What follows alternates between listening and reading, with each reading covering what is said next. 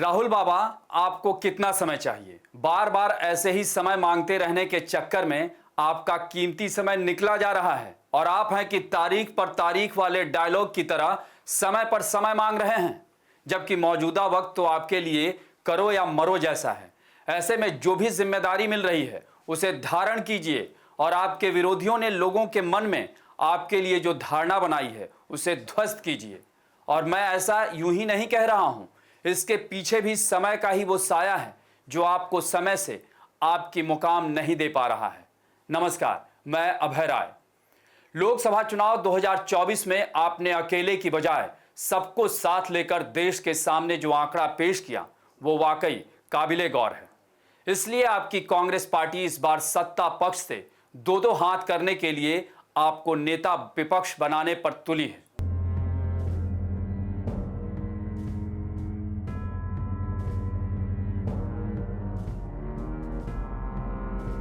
और इसके लिए बाकायदा CWC यानी कांग्रेस वर्किंग कमेटी के सदस्यों ने प्रस्ताव पारित कर आपको लोकसभा में नेता विपक्ष बनाने की मांग कर रहे हैं और आप हैं कि समय की मांग कर रहे हैं।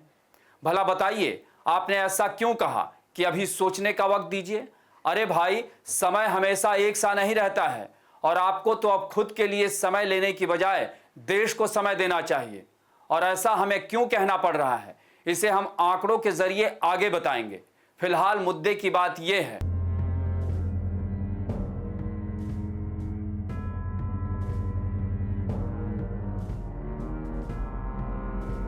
जैसा कि आपसे ज्यादा कौन जानता होगा कि समय बहुत बलवान होता है और उसकी राह तो सभी देखते हैं, लेकिन समय कभी किसी की राह नहीं देखता और वो अपनी चाल ही चलता रहता है।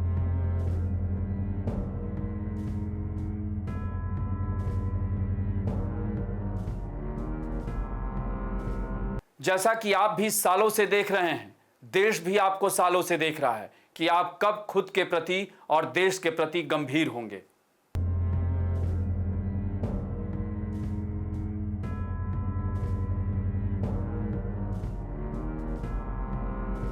समय का वैसा ही सदुपयोग करेंगे जैसा कि हाल के कुछ महीनों से आपने करना शुरू किया है और उसका नतीजा भी देश ने देखा है।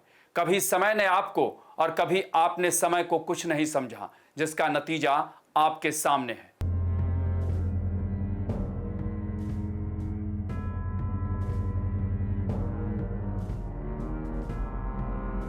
हम जरा पीछे चलकर 2009 में आते हैं। तब भी कांग्रेस आपकी ही पार्टी थी।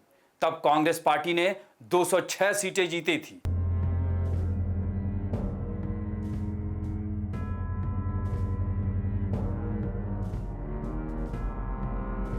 मुझे याद है कि तब भी एक खेमा आपको प्रधानमंत्री बनते देखना चाहता था और आपके पास 5 साल लोकसभा सांसद होने का अनुभव तो था ही। आप ही की अगुवाई में तब आपकी कांग्रेस पार्टी ने सालों बाद अच्छा प्रदर्शन कर यूपी में 20 से ज्यादा सीटें भी जीती थी, लेकिन आपने तब भी प्रधानमंत्री पद को लेकर गंभीरता नहीं दिखाई। हाँ, ये बात और है कि तब भी आपकी हैसियत प्रधानमंत्री से कम कहां थी। तभी तो आपने ऑर्डिनेंस तक फाड़ दिए थे।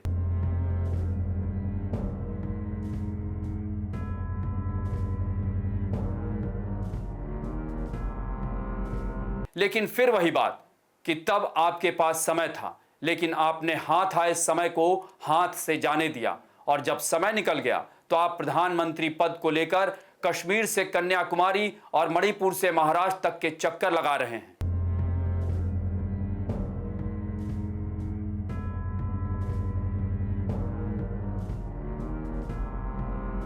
वैसे जिम्मेदारी लेने को लेकर आपको इतना भी नहीं सोचना चाहिए।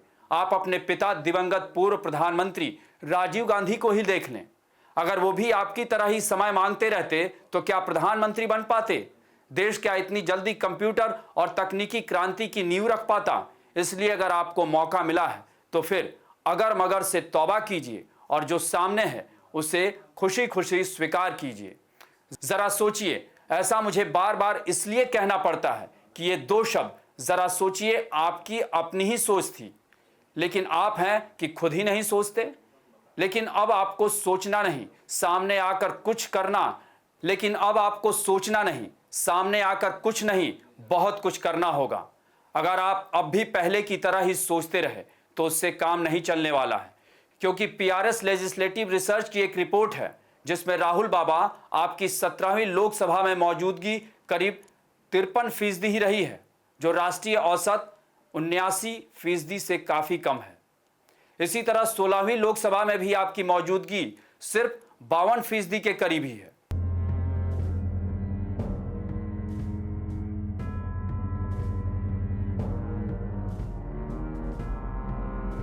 जबकि 15वीं लोकसभा में तो आपकी मौजूदगी और भी कम, सिर्फ 43% ही थी। यही नहीं, बहस और प्रश्न पूछने के मामले में भी आप फिसड्डी रहे हैं, लेकिन अब इससे काम नहीं चलेगा। इस बार के चुनाव में आपकी कांग्रेस पार्टी ने आपके नेतृत्व में 99 सीटें जीतकर देश में खुद को मजबूती के साथ पेश किया है और आज आपके सामने नेता विपक्ष बनकर खुद को, अपनी पार्टी, पूरे विपक्ष को और उससे भी ज्यादा लोकतंत्र को मजबूत करने की जरूरत है।